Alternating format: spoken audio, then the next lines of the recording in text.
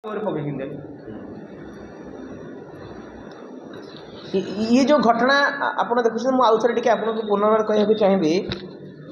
ये जो postmortem report T आसला पोस्टमार्टम रिपोर्ट रे बाहर कौन कि पिला पानी रे बुड़ी मरी किंतु से परिवार लोक संतुष्ट नुहति से उच्चस्तरीय तदंत करने जुडिशियली तदंत करने दाबी कराई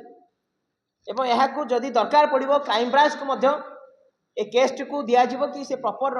भाव केमती उपयुक्त भाव इन्वेस्टिगेशन करेंगे आउ ये सबुठ गोटे जघन्य कथा ये लज्जा लगे दरकार ये सरकार को प्रशासन को आपण सब बड़े सभा समिति व्यस्त रहे किंतु गोटे माँ टी गोटे परिवार टी न्याय देवेनि कारण से जन दलित लोक जदि ये जन विधायक होते जदि ये मंत्री कंट्राक्टर होते ताहले एत बसिकी केते कौन हो सारंताणी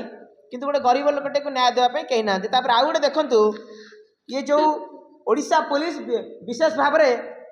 ये जो डबल इंजिन सरकार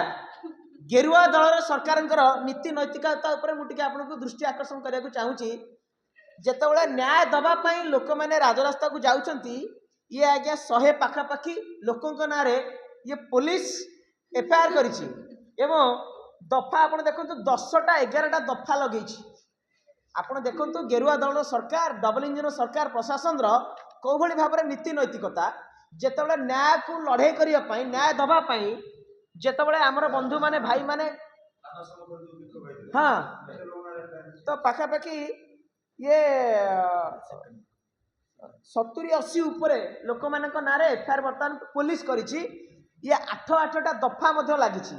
किंतु गोटे पिला को हत्या करागला जहाँ अभियोग कर परिवार लोक गोटे पिलार जीवन गला पुलिस गोटे 2टा दफा लगे कि पूरा कुंभकर्ण निद्रा शोची ये हूँ आज्ञा शासन व्यवस्था ये व्यवस्थार परिवर्तन केबे हम आम जानू किंतु ये जो पाठ कहूँ पुलिस नीति नैतिकता मद पीकी जब किए कहीं बाड़ेला गिरफ कर जो मैंने न्याय दवापाई परिवार जो मैंने साथ दौरान छिड़ा होती ना 8-8टा दफा पुलिस लगौची जो मैंने हत्याकारी बर्तमान परिवार लोक अभियोग कर जार नेग्लिजेंसी और जार दायित्व अवहेला पिलाटी चलीगला बर्तमान पुलिस सुरक्षा दौर ये हूँ नयागढ़ जिलार प्रशासन नीति नैतिकता से